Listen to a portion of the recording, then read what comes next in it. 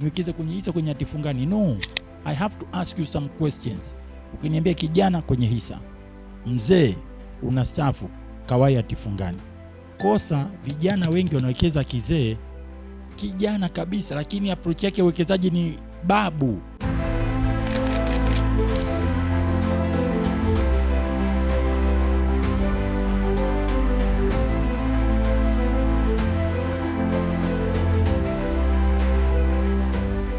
Habari wasikilizaji pamoja na watazamaji wa kipindi hichi. Leo tunafanya ni review ya kitabu kimoja ambacho ni kizuri sana, na mimi naweza nikasema na kirecommend kwa Mtanzania wa aina yoyote. Ni kitabu gani? Basi naomba nikisome. Kitabu kinaitwa Hisa, Akiba na Uwekezaji. Jifunze kuhusu hisa, akiba, uwekezaji, vipande, hatifungani na utawala bora wa biashara. Na mwandishi wa kitabu ni CPA Emiliani Busara pamoja na mrembo Grace. Kwa sasa leo tutafanya review ya hiki kitabu kwa yeyote ambaye anatamani kujua kuhusiana na hisa, hatifungani pamoja na biashara. Basi hiki kipindi ni kwa ajili yako. Sasa naomba nimkaribishe kwa heshima kubwa CPA Emiliani Busara. Karibu sana na tunafurahi kuwa na wewe siku ya leo. Asante sana kwa kunikaribisha, na asante sana kwa kunitambulisha vizuri, na asante sana kwa kuwa moderator wangu na kutusaidia kuturatibu. Jina langu naitwa Busara kifupi, lakini mkiweka CPA sawa, inaonyesha tu jamaa aliwahi kusoma CPA MBA, basi inatosha, it's good. Na mimi ni mhasibu, lakini vile nimesoma kidogo mambo ya utawala. Nimesoma mambo ya rasilimali watu. MBA yangu mimi ilikuwa kwenye Human Resource Management. Mimi ni mpenzi wa kusoma vitabu, na nitaelezeni hadithi moja ya kwangu, lakini mtu yote asiyesoma vitabu knowledge yake ni ndogo sana, uwezo wake unakuwa ni mdogo, na hata quality ya maamuzi yake inaweza isiwe bora zaidi ukilinganisha na mtu ambaye amejikita kwenye kusoma zaidi. Na kwa wanaume mimi niwaombe tujitahidi kusoma vitabu. Sitaki kusema mengi, lakini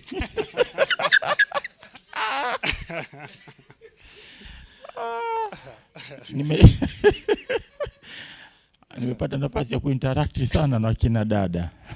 Wanasemaga, yani wakitusikiliza tu dakika 2 wanajua kama tuna kitu ama hatuna kitu. Sasa naweza mnajuaje? Wanasema sisi tukikusikiliza tu. So let's do our best. Sisi viongozi, sisi tunatarajiwa kuwa na majukumu mengi, sisi tunatunza familia, mke anatutegemea, watoto wanatutegemea, sijui nani anatutegemea. Jamani, tusome vitabu.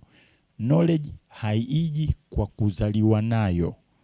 Kabla hajaendelea na vitu vingine, ni kwa nini aliamua kuandika kitabu cha aina hii? Na hapa tunatamani kujua, wanaita motive behind. Kitabu hiki kinaitwa Hisa, Akiba na Uwekezaji. Hiki ni kitabu nilichokiandika nafikiri kwa miaka kama 3 mfululizo. Tangu nilipoanza siku ya kwanza mpaka na print kitabu, not less than 3 good years.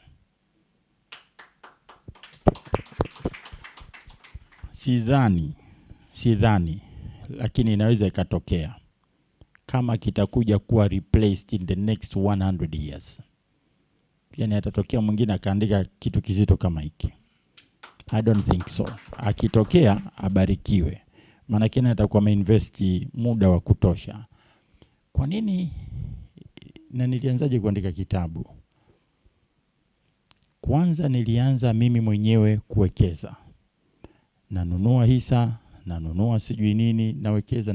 Lakini niligundua kwamba nahitaji kujifunza kisayansi jinsi gani ninavyoweza kuwekeza successfully na jinsi ya kusimamia fedha vizuri. So ile process ikanilazimisha nianze kujifunza. Kwa hiyo nikaanza kujifunza kusoma vitabu vingi. Halafu nikawa nasoma watu wengi. Halafu nikawa na practice.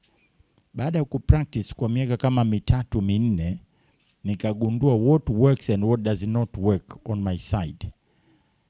That experience niliyoipata ndio nikaanza kuandika kitabu polepole. Kaanza kuandika kitabu, baadaye nikaona nao kimekaa vizuri. Lakini it's a process, sio kwamba unaandika alafu unajikuta kimeshakamilika. Then nikachukua kile nilichokiandika, nikakipeleka Benki Kuu. Kwa hiki kitabu kimepitiwa na Benki Kuu ya Tanzania. Wakati huo governor alikuwa Mheshimiwa Beno Ndulu. Na governor mwenyewe tuliokuonana naye na kushake hands akisema congratulations. Sikudhani kama aliyeandika kitabu hiki ni Mtanzania. Beno Ndulu by then. Kitabu hiki nikakipeleka soko la hisa la Dar es Salaam. Aliyekuwepo pale alikuwepo, nafikiri kwa Mheshimiwa Njau wakati ule. Alikuwa ndio afisa mtendaji mkuu wa DSE. Akaagiza timu yake wapitie, watoe makosa, wakanipa, nikarekebisha. Kitabu nikakipeleka CMSA. CMSA ndio regulator, Capital Market and Security Authority. Wakakipitia. Alikuwepo jamaa mmoja anaitwa Mheshimiwa Mboya. Hawa wengi ni marehemu sasa. Mr. Mboya yule mkurugenzi mtendaji wa mamlaka ya serikali inayosimamia masoko ya dhamana na mitaji CMSA, tukawa naye kwenye meza, naye akapitia, akarekebisha, akanirudishia. Nikakipeleka Chuo Kikuu cha Dar es Salaam. Alikuwepo Profesa Musa Asad. Huyu Profesa Musa Asad ambaye zamani alikuwa Controller and Auditor General, kazi yake ya mwisho ile, kabla ya kuwapo alikuwa ni lecturer kule Chuo Kikuu na alikuwa mwalimu wangu. Kwa hiyo Chuo Kikuu na wenyewe wakakipitia. Wale lecturer wakatoa makosa. Nikakipeleka kwa wawekezaji, watu ambao wana practice masuala ya fedha na uwekezaji. Wakapitia, wakarekebisha. Nikapeleka kwa bankers, wakapitia, wakarekebisha. Nikapeleka kwa brokers. Brokers, hawa kina Orbit, sijui kina Core Security, wote. Lakini ilikuwa ni ile first generation, wale walioanzisha zile brokerage firm. Wakapitia. Nikamwambia wewe challenge chochote unachokiona ambacho hakiko sawa. Eventually ndio nikapata nikapeleka Wizara ya Elimu. Kwa sababu Tanzania tuna uhaba, hatuna vitabu vyenye kufundisha mambo haya ya hisa, biashara, uwekezaji kwa Kiswahili. Na ukiangalia huku nyuma ya kitabu kuna ithibati. Hii ithibati hiki ni cheti kwamba kitabu hiki kimepitiwa na Wizara ya Elimu na kimethibitishwa. Baada ya hapo then nikachukua nikapeleka nikaprint. Why did I write this book? Sababu kubwa ni moja. Nilitamani wa Tanzania kwanza wapate elimu ya fedha. Ukisoma hiki kitabu hapa chini pameandikwa elimu ya fedha na uwekezaji. Financial literacy iko very low nchini kwetu. Wakati huo ndio matokeo ya Finscope survey yalitoka, ni 10% tu ya Watanzania wenye bank account. Wengine wote hawana, zaidi ya 90. Ukimwambia bwana vipi una bank account? Wala hainihusu. So ilikuwa very low. Saving culture ilikuwa very low. Kwa hiyo nitaka kujenga elimu ya fedha, masuala ya akiba, jinsi ya kubajeti, jinsi ya kuwekeza, unaangalia vitu gani kabla hujawekeza, kama unachambua biashara uzingatie vitu gani, taarifa gani muhimu. Kwa niliweka kila kitu ambacho kwangu mimi ninakihisi ni kitu muhimu. Mtu akikizingatia atatoboa, asipokizingatia atanasa. So kabla hujaendelea kitu kikubwa ambacho nimekipenda pia ni safari ya namna ambavyo ulianza kuandika kitabu, kwa sababu umesema itamchukua Mtanzania mwingine miaka mingi sana pengine kuandika kitabu kama hiki. Yaani baada ya kuelezea hata mimi nimeona kwamba ulitumia pengine gharama kubwa, ulitumia nguvu nyingi, lakini mwisho wa siku naweza nikasema matunda yako ya kitabu yanaonekana. Ni kitabu ambacho pengine kinaweza kikawa kimeandikwa miaka mingi, lakini kwangu mimi naona vitu ambavyo uliandika ndivyo ambavyo tunaishi navyo kwa sasa hivi. Kwa hiyo kwa hilo nakupongeza sana. Na pia kitu kingine ambacho ulivyoanza kujitambulisha umekizungumza, kama nitakuwa sijakosea, umesema wewe kipindi hicho kusoma finance, ulisoma HRM, mambo ya human resource? Nilisoma vyote viwili. Vyote viwili. CPA pamoja na degree ya pili ilikuwa ni HRM. Sasa hapo tu kuna debate ambayo imekuwa ikifanyika kwa watu wengi kwamba watu wanaamini mtu ambaye amesoma pengine human resource management hawezi kuwa pengine mtu wa elimu mzuri hasa haya masuala ya fedha. Nini mtazamo wako kwamba mtu unaweza ukasoma hivyo alafu ukaenda kwenye field nyingine na ukafanya vizuri zaidi? Well, mtu yoyote ana uwezo wa kufanya kitu chochote, period. Yoyote tu. Mimi kusoma uhasibu hakunizuia kushughulika na rasilimali watu, na kusoma rasilimali watu hakunizuia kushughulika na masuala ya elimu ya fedha kwa jamii. Unachotakiwa tu ni moyo wa kujifunza. Ukijifunza, umeelewa, una practice, unaenda unafanya. Ni kueleze wazi, nina madaktari, medical doctor, ambao wakichukua financial statement, taarifa za fedha za makampuni, wanazichambua pengine kuliko hata mhasibu. Nimewatrain, period. Abasi Kimvuli mnamjua. The guy ni computer tu. Yeye mtaalamu wa computer. Mpe financial statement hapo, atakuelezea debit na credit. Atakuelezea sijini. Kwa hiyo chochote kile ambacho mtu anafundishwa, anaweza akakifanya kwa vizuri kupita maelezo. Kwa hiyo swala sio kwamba hukusomea masuala ya fedha. Swala ni kwamba kwenye safari yako uliweka juhudi, ukajifunza, unaweza ukawa a very good educator kwenye masuala ya fedha, kwenye masuala. Mimi nimefanya kazi kwenye sekta ya afya miaka takriban 15-20. Sehemu kubwa maisha yangu nimefanya kazi kwenye sekta ya afya. Na mpaka nikawa CEO wa shirika la afya. Lakini mimi mwenyewe nimesomea afya. Sijawahi kusoma degree ya kwanza ya udaktari wa binadamu ama wa wanyama. Sijawahi. Lakini ni ile initiative niliyoichukua, Mungu alinisaidia nikasoma masuala ya afya na nikaenda kwenye kupambana na interview na shindana na medical doctors. Tunaenda tunaburuzana. Basi Mungu mwema nikaibuka kidedea. Sasa cha msingi tu, did you set time to learn and probably practice few things that you have learned ili ujiground vizuri, and then mambo yanakuwa vizuri. So ni attitude ya mtu na commitment kwenye kujifunza, na hasa kwenye kusoma vitabu ama kusoma literatures mbalimbali. Kwa nini na hisi kitadumu miaka nenda miaka rudi? Kama mnavyosoma sijui The Richest Man, sijui in Babylon, sijui nani, sijui wale, sijui Eat Your Frog, sijui whatever book. Ni kwa sababu zile kanuni ambazo ni tested and proven with the time ndio zile nilizoziapply kwenye kuandika kitabu. Kwa hiyo uwezekano wa kitabu kudumu na kuwa referred many years to come ni mkubwa, kwa sababu vitu vilivyoandikwa sio vitu vinavyobadilishwa na teknolojia ama na mazingira.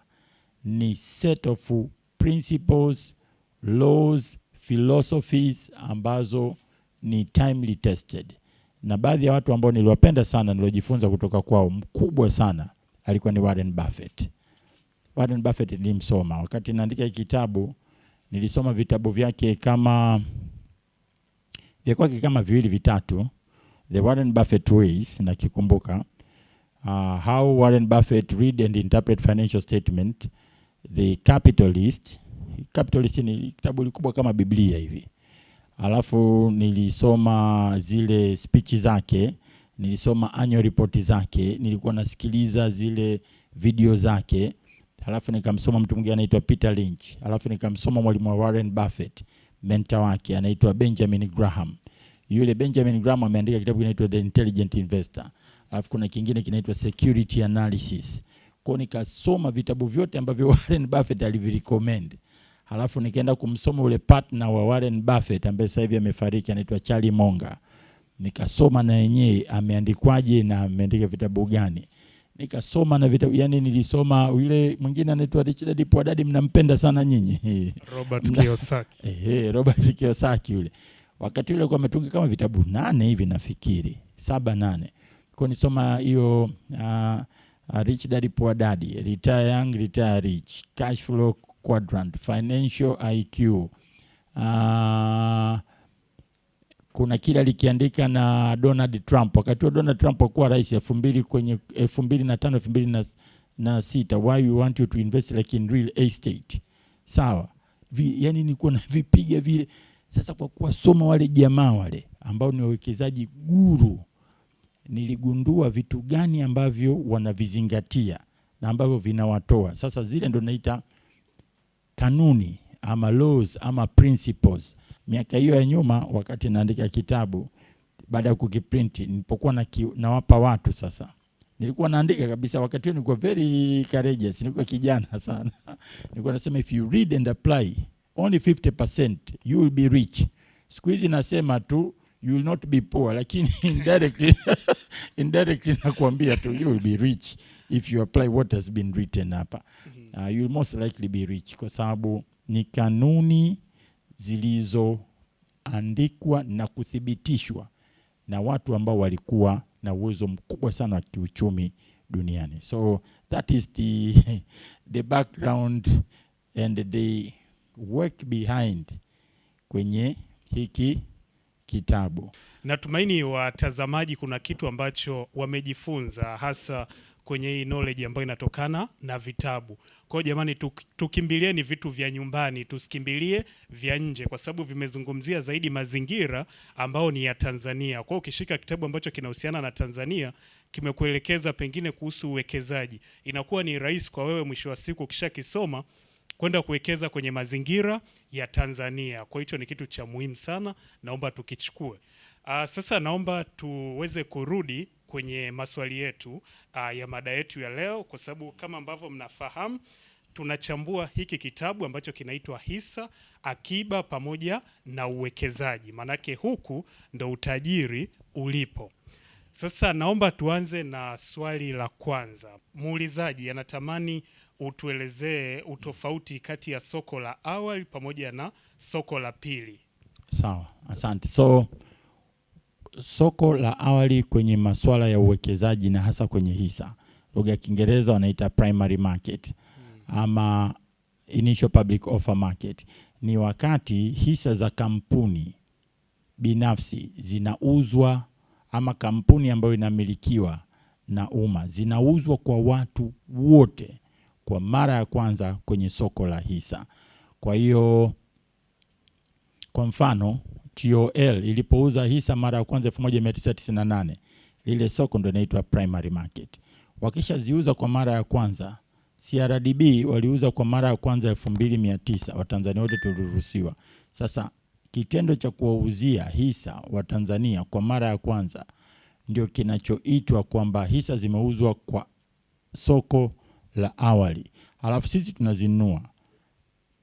Walionunua kwa mara ya kwanza 2009 hisa za CRDB sasa hivi wanaziuza DSE. Akiziuza kwa mara ya pili ndio inaitwa soko la upili ama secondary market. Maana yake pesa haziendi kwenye benki ya CRDB, pesa zinaenda kwa yule aliyemiliki hisa akauza. Lakini pale mwanzoni 2009 benki ya CRDB ilipouza kwa mara ya kwanza, hela zote zinazokusanywa zinaenda CRDB kujenga mtaji. Lakini yule aliyenunua hisa CRDB atakapoamua kuiuza kwa mara ya pili ndio inaitwa soko la pili. Soko la pili manake ni soko la hisa, ndio mfano wake mzuri. Asante. Na kuna swali jingine kuhusiana na hii IPO. Hii IPO inafanyaje kazi cha kwanza, alafu pia inaweza ikamuingizia faida gani huyu mwekezaji? Sawa. So IPO ni wakati hisa za kampuni zinauzwa kwa umma, kwa watu wote kwa mara ya kwanza. Faida yake kubwa ni kama zifuatazo. Kwanza, mara nyingi sana bei zake zinatendi kupanda zinapoenda kwenye soko la pili, kwenye secondary market. Kwa hiyo pale inapouzwa mara kwanza unaambia bei shilingi 100 au bei shilingi 500, Kwa watu wote mnanunua kwa bei moja. Hakuna kushindania bei pale. You are guaranteed to get it either fully ama utakuwa partially allotted. Kwa hiyo faida yake unaweza ukapata hisa nyingi kwa bei nafuu, lakini vile vile unaweza ukaja ukaziuza kwa bei kubwa, kwa sababu mara nyingi wanaozitaka ni wengi kuliko zilizokuepo, ukatengeneza pesa nyingi kwenye soko la pili, ambalo ndio wakati ule zinapouzwa kwenye soko la pili Dar es Salaam Stock Exchange. So faida yake ni capital gain kubwa zaidi, na ile faida huwa inapanda kwa kipindi cha muda mfupi sana sana, inakuwa kama wiki 3. Kisi IPO imetolewa, within the first 3 weeks mara nyingi bei inatenda kupanda, inatoka shilingi 500 itaenda 600 itaenda 700 itaenda 1000, inaweza kwenda mpaka 3 times up to 4 times ndani ya 3 weeks. So that is where you can make good money. Ikishafika wiki ya 3 bei haipandi, inaanza kuwa constant. Baada ya hapo inaanza kushuka. So ikipanda hivi hapa ndani ya wiki ya 3 hapa, ya pili kwenda ya 3, kama wewe ni mviziaji, speculator, trader, that is the time to exit, unauza. Kama wewe ni long term investor unazihold, lakini unajua zitashuka kidogo alafu zitastabilize. Na umezungumza kitu kizuri kwamba kwenye hili soko kuna wale watu ambao wanataka kuuza. Lakini katika kuuza wenyewe wanaangalia kuuza bei ya juu. Na mimi ambaye natamani kununua, mara nyingi natamani kununua kwa bei ndogo. Sasa kama kampuni au yule muuzaji anauza bei kubwa, alafu pia ile thamani ya ile kampuni imepanda, ni hatua gani ambazo mimi natakiwa kuzichukua kama mwekezaji? Niendelee au pengine nisubirie tena? Kama bei imepanda, kuna 2 decisions. Moja, unaweza ukauza ili upate faida yako. Well and good. Sishauri sana. Mimi binafsi sishauri sana. Kwa sababu hisa za DSE mimi nilinunua shilingi 500. Zikapanda zikaenda mpaka 2000. Ilipofika 2500 nafikiri. Nikasema hii faida mara 5 hii. Yaani kwa nini niendelee kuzishikilia? Nikazisukuma bwana. Nikatengeneza faida mara 5. Milioni 10 maana yake unaongelea milioni 50. Leo shilingi ngapi? 6000. Mimi nimeuza shilingi ngapi? 2000. What is that? Yaani kijangaa naona ni kwa bonge la kilaza pale. Pata faida mara 4 mara 5, lakini ningeishikilia tu ningepata mara 12. Basi nabakia tu kujilaumu, nasema bwana we, basi bwana ndio zile hisia binadamu tumeumbwa na hisia nyie. Kwenye control. Kwa hiyo option ya kwanza uza. Option ya pili ambayo ndio hii na ushauri, usiwe mwepesi kuuza. Hold on. Shikilia kidogo. Ikifika mara 10, bei imepanda mara 10, iachie. Ukiachia, usiachie kizembe ukaenda kula. Ukiachia ule mzigo utakuwa mkubwa sana wa pesa. Chukua zile pesa, ziweke kama UTT ama ziweke benki kuu kule mahali ambapo una uhakika watakulipa faida ya fedha taslimu na hakuna fluctuation, hakuna volatility. Kula return, but usile ile principal kwa sababu utapata hela nyingi. Sasa kwa mfano ile mimi niliweka labda milioni 10 DSE ikapanda mara 12. Mara 12 maana yake nitapata milioni ngapi? Milioni 120. Milioni 120 hela nyingi, nazichukua nazipeleka UTT. Wakinipa 10% ni sawa sawa na milioni ngapi? 12. Milioni 12 ni sawa sawa na kila mwisho wa mwezi milioni 1. Sijaishi. Unaishi. Nimeishi. Sasa kosa ni watu kukimbilia kula milioni 120. Badala ya kuziweka mahali ambapo ndio atasema now nina secure my financial freedom. Nitakuwa na uhakika wa pesa for the rest of my life. Kwa ile kosa la kuuza mapema tuliepuke. Vijana mnalifanya, mimi mwenyewe ninalifanya. Lakini with utu uzima nimejifunza siuzi kabisa, natulia kimya. Itaenda hivi. Ikienda hivi nashikilia tumbo lile. Unasikia kama vile unataka kunani. nalishikilia narudi tena juu hivyo. At the end of the day itapanda tu. Kwa hiyo hold it, msiwe wepesi kuuza. Nimeangalia ripoti mheshimiwa CEO wa DSE Peter Nalitolera ametoa taarifa kuhusiana na utendaji wa soko la hisa Januari mpaka April. Thamani ya mauzo ya Januari mpaka April imezidi thamani ya mauzo kuanzia Januari mpaka Disemba 2025. Unaona hiki kitu hapa, kuna volume kubwa hapa inapita, yani kuna biashara uza. Jambo zuri, nyie nunueni, uzeni, sisi wengine tukinasa tunatulia kimya. Subirini kwanza mpaka kitu kifike mara 10, mara 12 ndio tutakiachia. So yeah, it's good. Naomba hapo kwa mara nyingine ni wawakilishe vijana.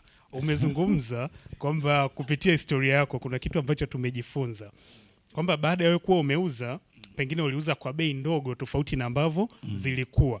Je, hamna possibility yoyote labda mimi kama kijana nikasubiri isije kafika mara labda hiyo 12 kama ambavyo umeelezea, kwamba nikiacha ikawa labda ndio opportunity ambayo ilikuja kwenye miguu yangu nikawa nimeipoteza? Inawezekana. Kuna wakati mimi sitaki kudanganya, kuna hisa moja za kampuni moja inaitwa Tanga Cement. Nilizinunua na Mungu alinijalia, nilizinunua nyingi. Nilikuwa one of the top 10 shareholders wa Tanga Cement. Yeah.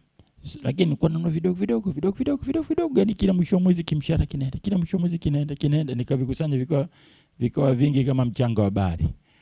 Lakini na box file kabisa la VAT. So unanunua kidogo. So nitalijibu na ile swali la kidogo. Which is the best approach? Sababu hatuna hela nyingi. Zikaenda mpaka 7,000. Mwenzangu akaniambia wewe uza sasa. Nikamwambia no, hizi zitagonga 10,000 na. Kitu ikaanza kushuka bwana. Ilipiga mweleka mpaka shilingi 400 kutoka 7,000. Unafanyaje? Tumbo linakata, unatulia tu. Kimya. Basi nilitulia, sikuwa na cha kufanya. Miaka ilipita, zaidi ya miaka 8. Baada ya miaka 8 kupita hapa, ndio wale jamaa wakajitokeza, wale Wajerumani wale wa Heidelberg wakataka kuinunua Tanga.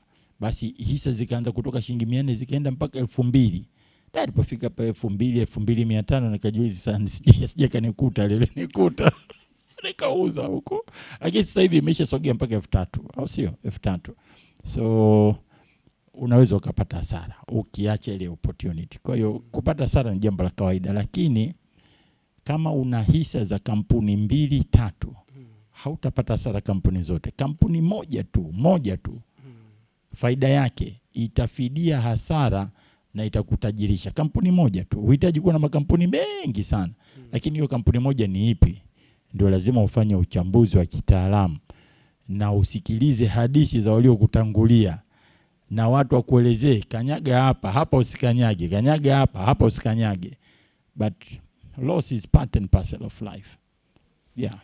Nashukuru. Umesema kwamba usiwekeze labda kwenye kampuni moja, uwe na makampuni tofauti. Sasa ni namna gani, yani huyu mtu ambaye anataka kuwekeza kwenye makampuni tofauti akawa na mkakati mzuri wa kuweza kuwekeza kwenye kampuni ambazo zinaweza zikampa faida zaidi? Ya kwanza tunaita fundamental analysis, mambo ya msingi, ambapo tunaangalia hesabu pamoja na ubora na uimara wa kampuni. 2, tunaangalia bei ya hisa ama bei ya kitega uchumi, inaitwa technical analysis. 3, tunaangalia hisia ama mihemko ama imani ambazo tunazo. Those 3 things, focus kwenye hii fundamental. Hii ndio the best. Ukimaliza hii ndio unakuja kujiuliza bei kiasi gani. Halafu unakuja kuangalia mambo mengine. Basi. So total number of shareholding, idadi ya hisa za kumiliki. Kwangu mimi ninawashauri zisizidi kampuni 5. Ziwe 4 kushuka chini. Huu mchezo mnaofanya, kila kampuni unataka kununua hisa, ni dalili nzuri hujui unachokifanya. Kwa unabahatisha tu. Ngoja njaribu hapa kidogo. Ngoja njaribu na hapa. Nimesikia na hii naijaribu, nimesikia na hii naijaribu, na hii naijaribu. A jack of all trades is a master of none. Mtu anayefanya kila kitu sio mtaalamu wa kitu chochote. Sit down, learn. If you don't want to learn, go to a person who is a practitioner. Atakuongoza. Nenda kwenye makundi ya wawekezaji, watakusaidia. Kile kitendo tulichojifunza shuleni cha diversification. Diversification is a protection of ignorance. Unajaribu kufanya vitu tofauti kwa sababu hujui na huna uhakika wa nini cha kufanya. Kwanza ngoja njaribu hapa, ngoja njaribu hapa, ngoja njaribu hapa. Why don't you sit down and define your goal? What do you want to achieve? How do you want to achieve? Which one will you help you to achieve your goal?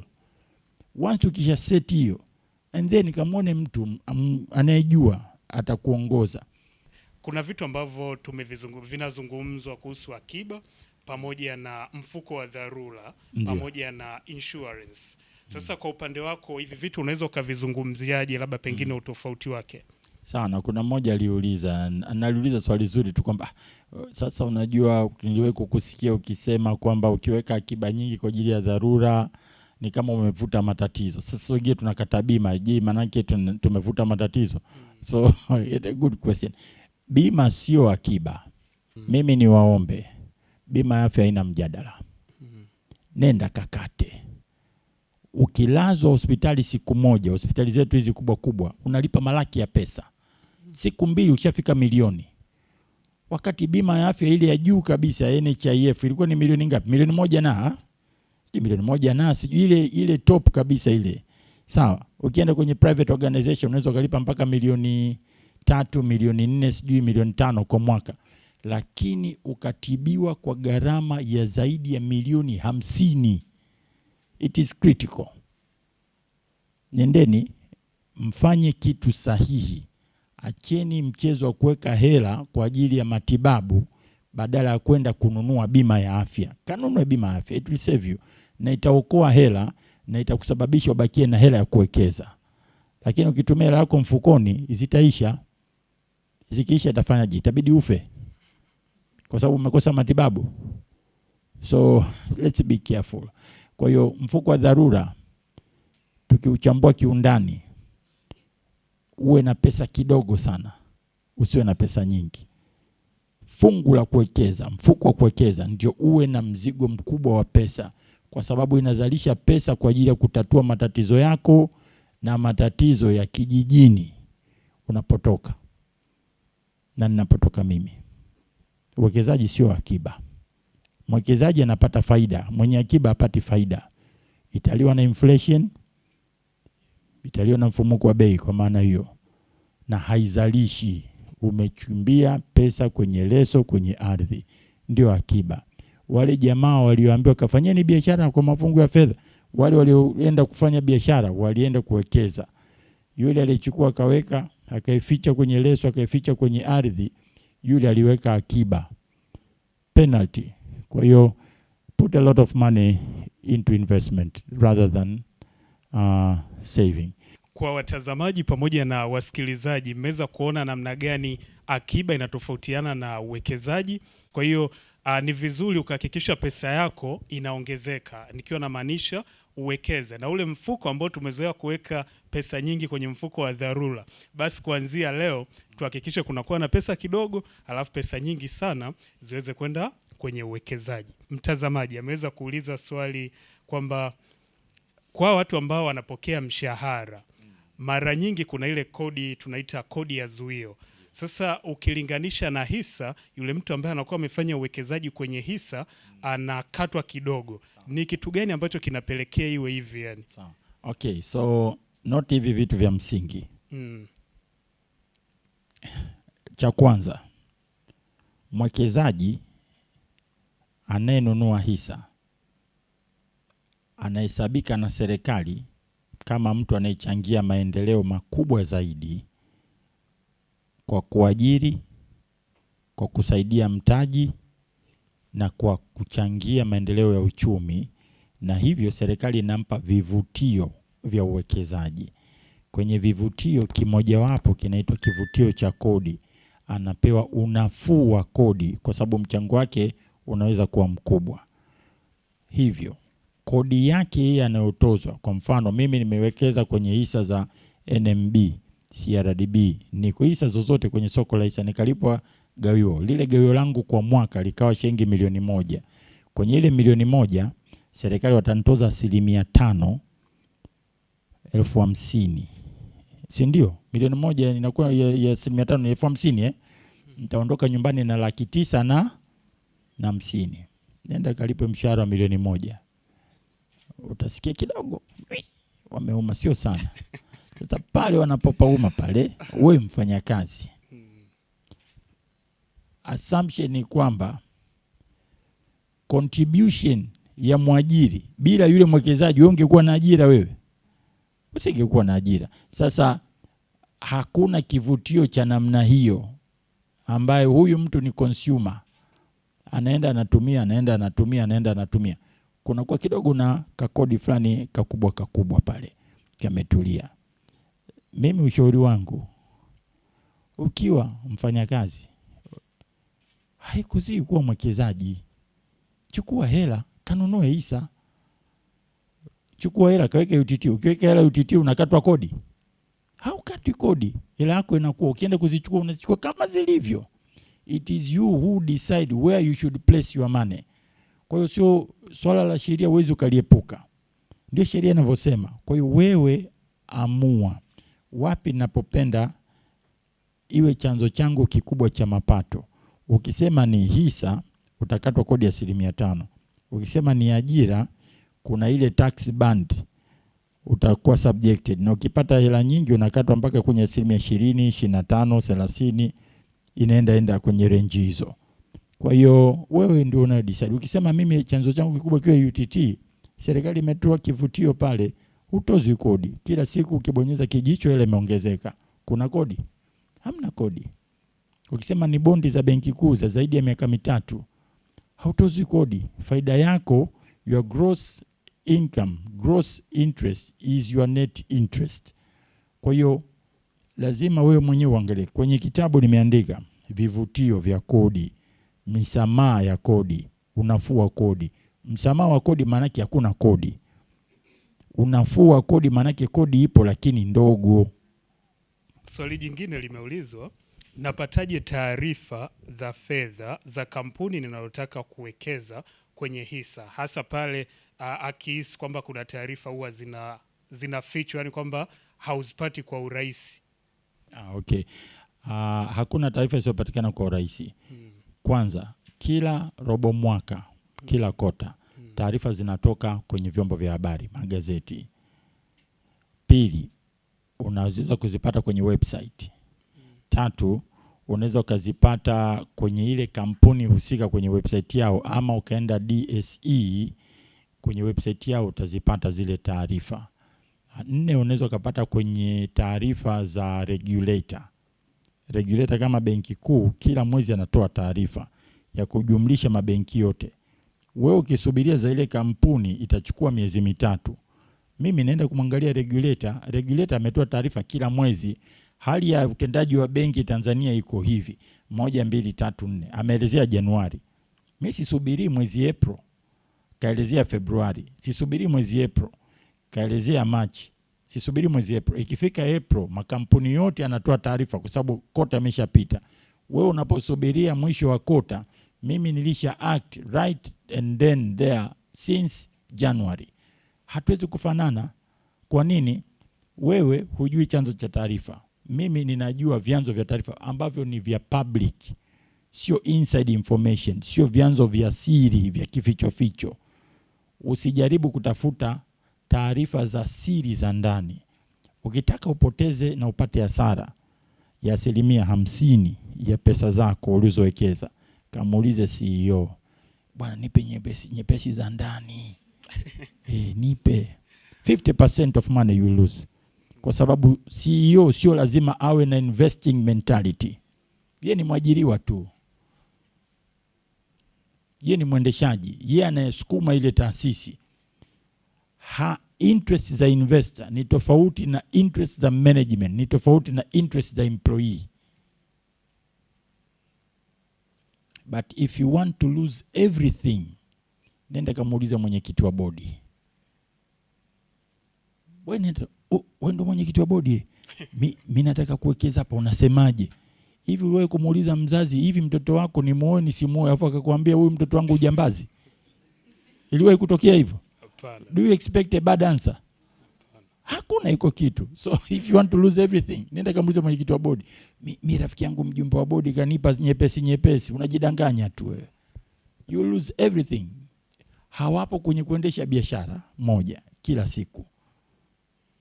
Jamani, nakwambia CEO utapoteza 50, lakini mwenyekiti 100%. Mwenyekiti mimi naenda pale kila baada ya kota. Ndio naonekana, nipeni taarifa ya utendaji. Ndio niko mwezi wa 4, sijai kuonekana ofisini tangu January, February, March. What will happen? Sina insight. Na wewe ndio naenda kumuuliza kwa sababu tu unafuata hierarchy.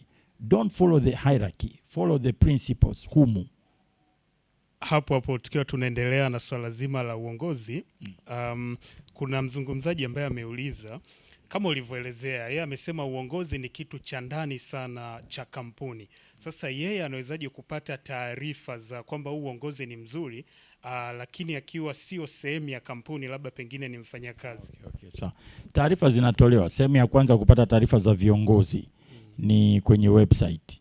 Utaona CV zao. CV ya kiongozi inajieleza. Mimi Mungu anisamee, kuna kampuni moja sikutaka hata kununua hisa zake. Kia nikimchungulia huyu bwana mkubwa huyu, mpaka ametoka shule juzi tu. Nikasema bwana basi bwana. Kwa kweli ana masters degree kama mimi, lakini mimi niulizeni swali moja. Unapanda ndege. Alafu naambia huyu ni rubani ambaye darasani amepata A misonge tu. Form 6 A 3. Form 4 A 7. Chuo kikuu ile GPA kubwa kabisa ndio ipi inaitwa? GPA ya 5. Kapiga ile. Alipoenda kwenye training darasani A. Leo ndo kwa mara ya kwanza anarusha ndege. Abiria karibuni, utapanda ndege upande wewe. Alafu kuna mwingine alikuwa anapiga C D, lakini amerusha ndege kwa miaka 4 mfululizo. Katika hizi ndege mbili unapanda ipi? Ya kwanza, ya pili? Ya pili. You just use your common sense. Unatumia common sense yako. CV hii hapa. Jamaa hajawahi kusimamia taasisi hata moja, ila na misonge. Utampa pesa? Hapana. Tuendelee. Nashukuru, na umeelezea vizuri sana, hata yule mtazamaji ambaye ameuliza kuhusiana na uongozi ameridhika. Swali jingine ambalo limeulizwa ni yani kwamba niwekeze wapi kati ya hati fungani pamoja na hisa? Between shares and bond, put money on shares. Kawekeze kwenye hisa. Ukiwekeza kwenye hisa umewekeza indirectly kwenye biashara. Usiwekeze kama kijana maeneo mengine, kwa sababu hisa zina better return. Zina volatility, yes, zina kupanda na kushuka, ndio, lakini faida yake ni kubwa kupita vitega uchumi vyote. Mambo yakiharibika, una kazi, utaishi. Mambo yakiharibika, you are still young, you can fight back. Wewe miaka mimi 50 na ngapi sijui 60, say 60 70, naenda kuwekeza kwenye hisa, yakiharibika ndio tumpeleke kwenye nyumba yake ya milele. You cannot come back easily. Sawa, tutakutana mbinguni tu kule. Kwa hiyo yale maswali hatujibu kiujumla, niwekeze kwenye hisa, kwenye hati fungani. No, I have to ask you some questions. Ukiniambia kijana kwenye hisa, mzee unastaafu, kawai hati fungani, bondi. Kosa vijana wengi wanawekeza kizee, kijana kabisa, lakini approach yake uwekezaji ni babu. We don't do those things kwenye money management, kwenye investment. Okay? Wewe una ajira, una uhakika wa mapato. Na wengi wakati nawasainia kitabu niliwauliza, are you working? Wangapi niliwauliza hilo swali, mnafanya kazi? Nyosheni mkono. Okay. Sikuwauliza accidentally.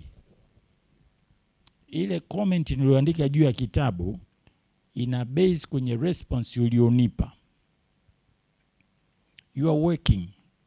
It means if everything go wrong, you still have your job and salary. Kwa nini unaacha kuwekeza kwenye hisa, unaenda kuwekeza sehemu salama? Sehemu salama ili iweje? Ili iweje? Take the risk now because you have a job. Hata ukiwa na miaka 40, you are well paid. Weka mzigo kwenye hisa. Miaka 50, bado uko kwenye kazi na uko kwenye top management position, you are well paid. Weka kwenye hisa. Weka somewhere where it is much more productive. Next from hisa, unaweka kwenye mifuko ya uwekezaji wa pamoja inayowekeza kwenye hisa.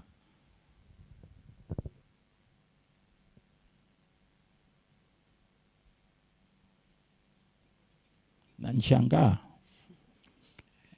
Lakini ukiwa na umri mkubwa, kaweke kwenye bondi. Ukipata hela nyingi za mkupuo, halafu hujielewi, kaziweke kwenye bondi, kule ni sehemu salama. Umerithi hela nyingi, uko shuleni, hujui kuwekeza, huna elimu, kaweke kwenye bondi za benki kuu. Wewe ni mjane, mme wako kakuachia mali, hujui biashara alikuwa anaifanya, biashara imeuzwa, umepewa hela wewe mama, kaweke kwenye bondi benki kuu. Umelipwa mafao, umestaafu, mkono wa heri huu hapo. NSSF wakakupa mzigo, PSF wakakupa mzigo, kachukua hela kaweke bondi benki kuu. Hayo makundi leo yataja. Hutaki kuweka benki kuu kwenye bondi, unaenda kuweka UTT kwenye mfuko unaitwa bond fund. Kwa sababu ukiwapa hela UTT kwenye bond fund, wanaenda kuzirudisha benki kuu kwenye treasury bond. So you are covered. Sawa.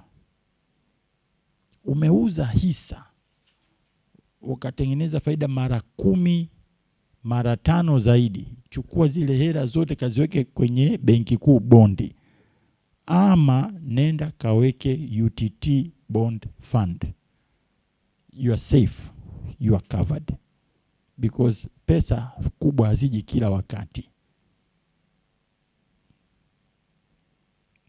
Wewe mfanya biashara, una uhakika wa mapato, kaweke hela kwenye hisa. Wewe mtumishi, unasafiri kila siku, unalipwa posho. Vikao unalipwa posho, kaweke kwenye hisa.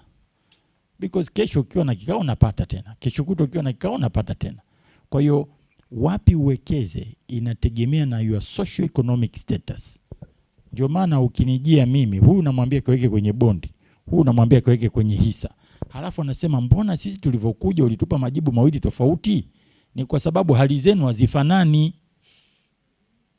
Ndio wale niko naambia, anaenda kuuliza kwa mtu wa pili, kwa wanaenda wanaambiana, wewe kakwambiaje? Mikaniambia hivi. Mbona tofauti na mimi? Basi mimi alinidanganya. Siko kudanganya. Hali zenu zinatofautiana. Watoto wako, weka pesa kwenye productive activities kama hisa. As they grow, their value of money is increasing. Lakini wewe umeweka kwenye fixed income securities, kitoto chenyewe chekechea hiki. Mwaka ujao pesa imeongezeka, iko hajiongezeka, iko pale pale. Miaka 10 pesa iko pale, miaka 20 pesa. Fikiria mimi hisa zangu miaka 20 zitakuwaje? Vijana wengi tu umeweka pesa juzi hapa sasa hivi, mmesikia ule moto uliotokea DSE. Hela zenu zimekuwa mara 3, mara 4, mara 5, mara 10. Watu mpaka mmechanganyikiwa. Hivi ni kweli? Hivi ni kweli? Imagine kama ungewekeza 20 years. And for your children, you are doing the same mistake. Instead of keeping money where it grows, you keep money where it does not grow and you are comfortable.